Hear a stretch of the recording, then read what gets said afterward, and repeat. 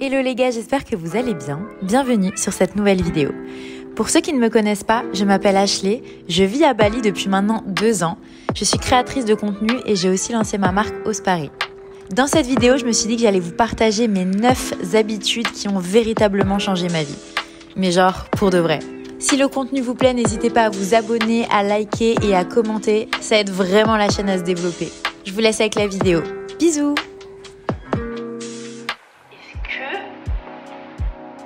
Bien là, je sais pas,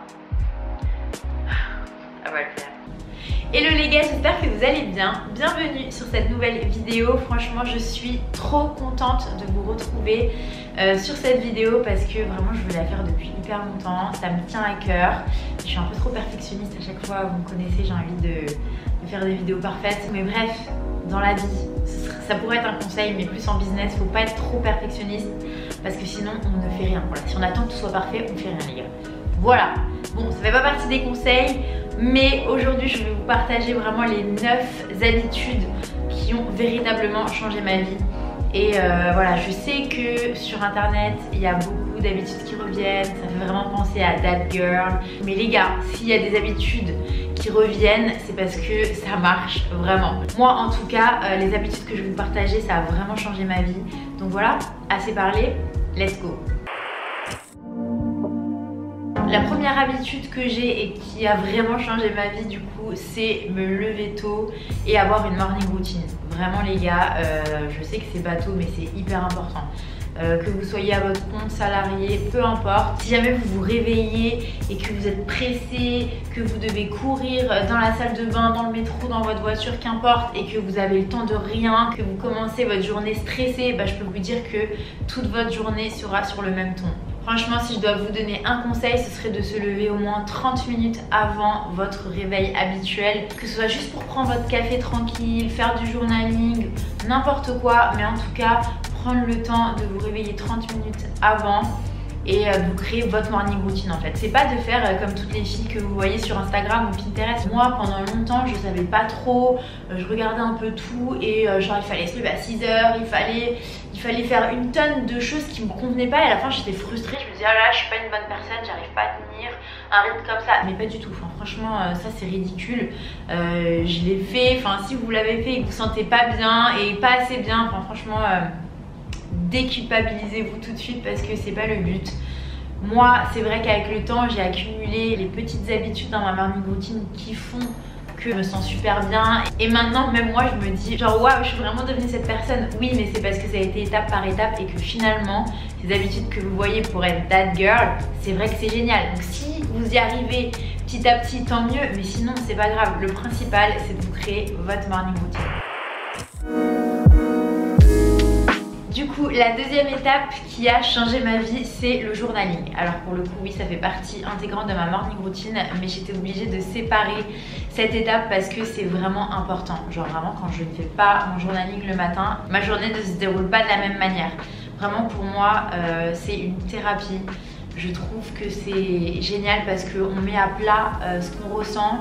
Et moi par exemple j'utilise le 5 minute journal. En fait avec cette technique, ils nous font commencer par énumérer les 3 choses pour lesquelles on a de la gratitude. Quand on commence par faire ça dans la journée, en fait on éduque notre cerveau à se concentrer sur le positif tout au long de la journée. Voilà, ça a été prouvé scientifiquement, c'est pas moi qui le dis. En plus vous avez la possibilité de relire par exemple tous les mois ou je sais pas, n'importe quand vous voulez faire le point sur vous-même en fait. Je trouve ça hyper intéressant pour grandir, d'analyser comment on s'est senti, à quel moment, pourquoi, qu'est-ce qui s'est passé. Vraiment ça permet finalement de mieux se connaître. Moi par exemple je sais que j'ai un peu du mal à parler de mes sentiments, d'extérioriser et tout. Et ben c'est un exutoire pour moi. Je pose tout à plat pendant 5-10 minutes et vraiment ça fait un bien fou. En fait vu que ça vous aide finalement à vous connaître un peu plus, ça va peut-être vous aider à trouver un travail qui vous plaît plus. Aujourd'hui le principal c'est vraiment de se connaître. Si j'avais un seul conseil à donner en développement personnel, c'est ce que je vous disais dans ma dernière vidéo, c'est d'apprendre à se connaître. Et vraiment le journaling c'est une des clés. Et vraiment je conseille le 5 minute journal pour ceux qui n'ont jamais fait de journaling parce que c'est vraiment hyper intuitif. On a juste à remplir en fait les questions et donc voilà. La troisième habitude, du coup, c'est plus une habitude générale qui est en fait de développer son mindset. Alors vraiment, je pourrais faire une vidéo entière dessus et je pense que je vais développer les points que j'énumère dans cette vidéo, dans des vidéos séparées à chaque fois parce que sinon ce serait beaucoup trop long. Mais vraiment, développer son mindset, pour moi, c'est la clé de ta vie. Ça va passer par apprendre à passer du temps seul. C'est tellement important. Il n'y aura rien de mieux pour apprendre à se connaître que la vie en elle-même. Déjà, pour commencer, il faut le savoir. Mais ce que vous pouvez faire déjà, c'est ce qu'on a parlé avant. Le journaling, c'est une hyper bonne technique pour apprendre à se connaître. Mais vous pouvez essayer aussi des nouvelles pratiques, je sais pas moi, la poterie, les recettes, le dessin, la danse, enfin vraiment n'importe. Mais en fait, essayez des choses par vous-même et vous allez apprendre ce que vous aimez, ce que vous aimez pas, ce pourquoi vous avez des facilités, ce pourquoi vous avez des difficultés. Et du coup, c'est comme ça qu'on entreprend le cheminement en fait de la vie. Vous pouvez aussi par exemple partir seul si vous en avez les moyens. Moi je sais que j'ai eu un vrai déclic quand je suis partie vivre à New York. Je me suis retrouvée seule face à moi-même. Je suis partie faire mes études et là je me suis pris une claque. J'en ai tellement appris sur moi que de toute façon ça a été le début du changement de ma vie. Vraiment. Bref, là n'est pas le sujet, mais vraiment je vous encourage à le faire. Ça va aussi passer par pratiquer la gratitude, essayer de, voilà, au quotidien de mettre des petites choses en place, par exemple de réagir différemment quand il y a des mauvaises nouvelles, etc. Vraiment essayer d'éduquer son cerveau à devenir une meilleure personne.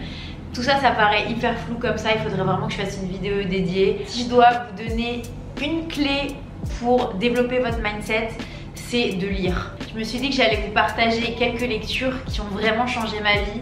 Mais juste un petit disclaimer, moi quand j'étais plus jeune, à part Harry Potter, je lisais rien les gars. Donc voilà, je suis pas une grande lectrice, même jusqu'à aujourd'hui.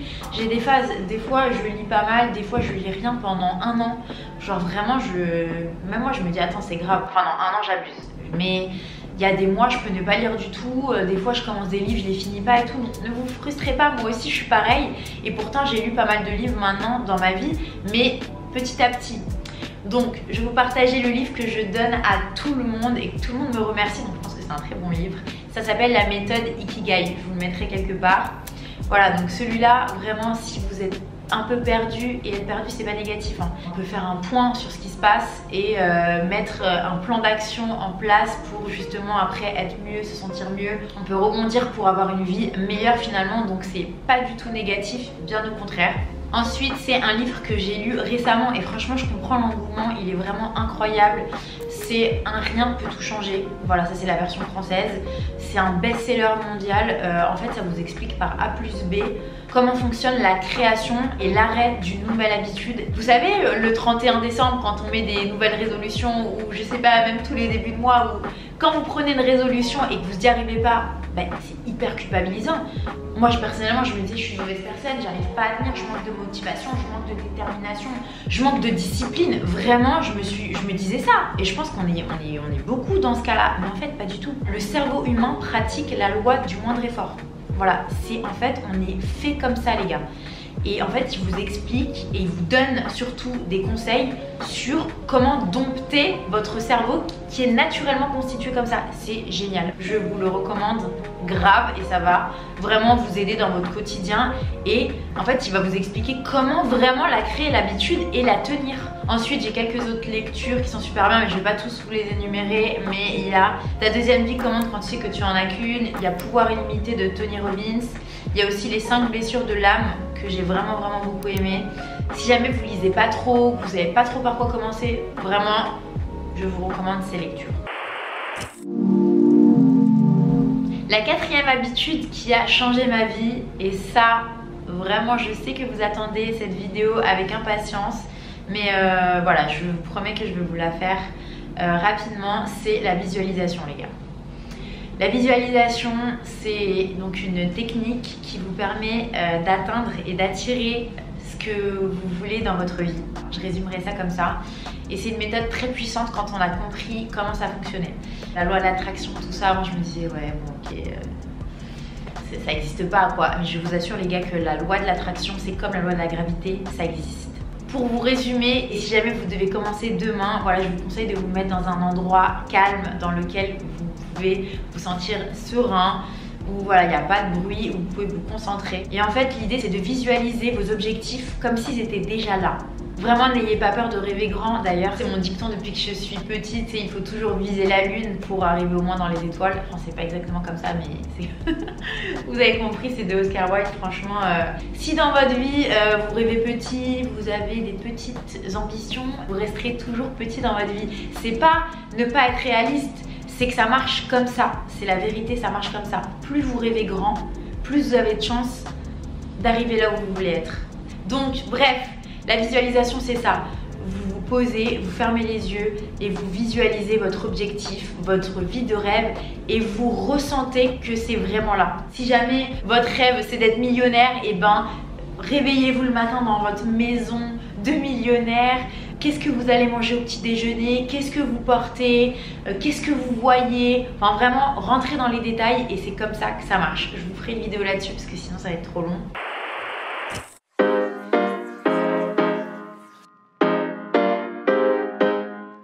La 5e habitude qui a changé ma vie, c'est de bouger mon corps quotidiennement.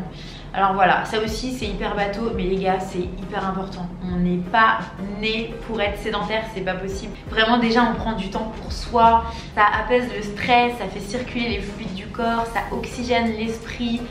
Ça augmente la production de dopamine qui produit ensuite la sérotonine qui est l'hormone du bonheur. Il est primordial de bouger son corps. Vous pouvez aller juste marcher, aller à la salle, faire du yoga, danser, faire de la plongée, faire du surf, whatever.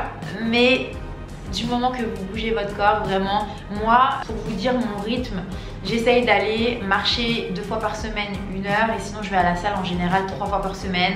Parfois je rajoute un cours de yoga, parfois c'est 2 fois par semaine, parfois c'est moins, mais en tout cas je vois la différence sur mon corps et surtout sur mon esprit en fait quand je vais pas à la salle. Moi c'est un exutoire, personnellement je suis quelqu'un de très angoissé, de très stressé. Et voilà, c'est surtout si je prends le temps pour moi, c'est mon moment. Et franchement, c'est hyper important. Quand je vais pas au sport, je suis pas la même personne. Vraiment, c'est un truc de fou à voir. Du coup, la 6e habitude qui a changé ma vie, c'est un peu abusé de dire que ça a changé ma vie, mais en tout cas, mon quotidien et mon organisation, vraiment, ça a grave changé, c'est que j'utilise Notion. Alors je sais qu'on le voit un peu partout aussi, mais vraiment c'est génial les gars, Notion, c'est la vie. Donc moi je suis à mon compte, donc forcément j'ai besoin d'être vraiment organisée, mais même si demain j'étais chez un patron, même pour m'organiser personnellement, enfin vous pouvez tout organiser, mais vraiment toute votre vie sur Notion. Déjà vous pouvez faire votre journaling, vous pouvez faire votre liste de courses, vous pouvez traquer vos objectifs, vous pouvez préparer vos voyages, vous pouvez faire vos petites to-do list et tout, enfin vraiment, c'est incroyable. Et après si vous êtes à votre compte, là c'est encore mieux. Enfin, moi je sais que je traque tous mes projets parce que voilà, je suis sur plusieurs choses en même temps. J'ai ma marque de vêtements, je travaille avec quelqu'un, donc je lui partage mon interface. Mais je suis aussi créatrice de contenu, donc je crée du contenu sur Instagram, sur TikTok, sur YouTube. Et en plus de ça, je l'utilise pour traquer mes objectifs et voilà, tout ce que je vous ai énuméré avant pour toute la partie personnelle. Enfin vraiment, je trouve ça génial, je vous conseille. C'est gratuit, en tout cas, si vous l'utilisez que pour vous-même. Vraiment, je recommande.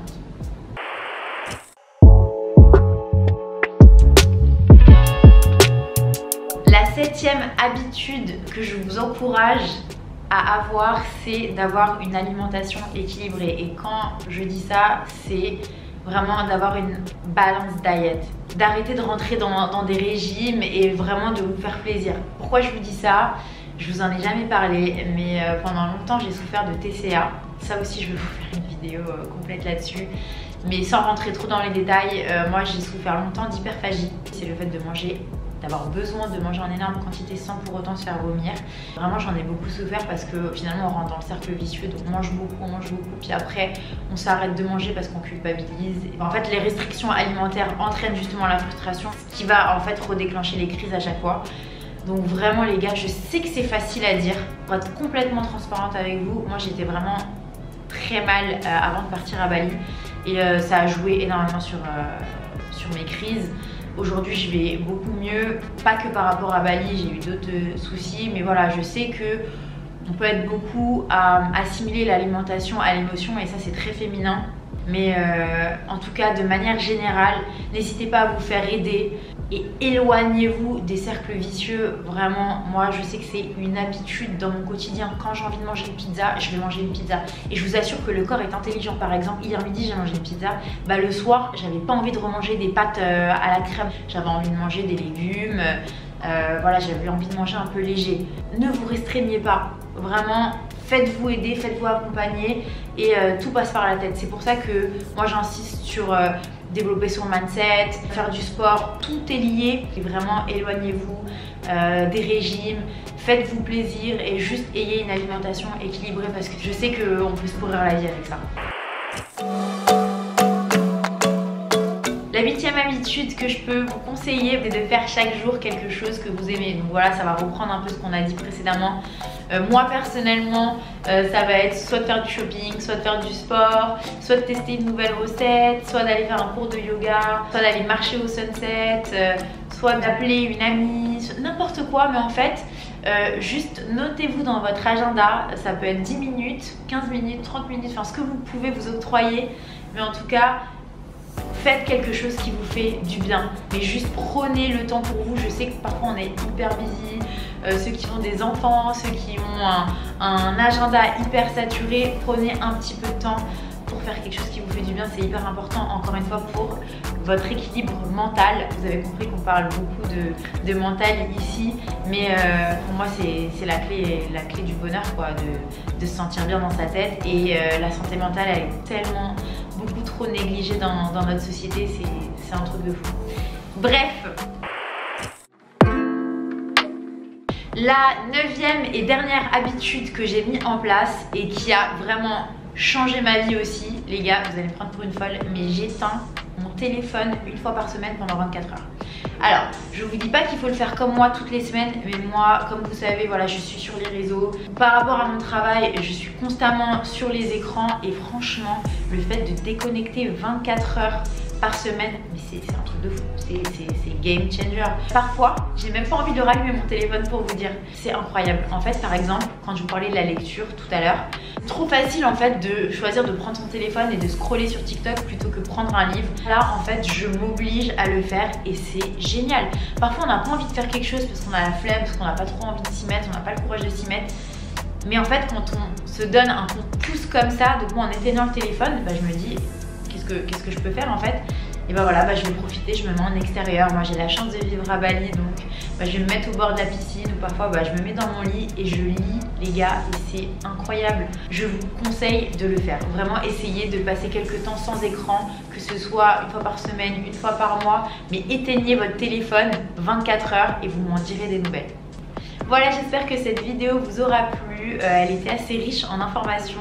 J'espère que je ne me suis pas trop étalée et vraiment que ça vous aura plu. N'hésitez pas à liker, à commenter et à vous abonner. Je vous vois trop là, il y en a trop qui regardent mes vidéos sans être abonnés et du coup c'est pas cool parce que ça m'empêche de faire grandir la chaîne et voilà, ça me tient beaucoup à cœur. C'est vraiment ma safe place, j'adore YouTube, donc voilà, n'hésitez pas à m'encourager si vous aimez le contenu. Je vous fais des gros bisous et je vous dis à la semaine prochaine.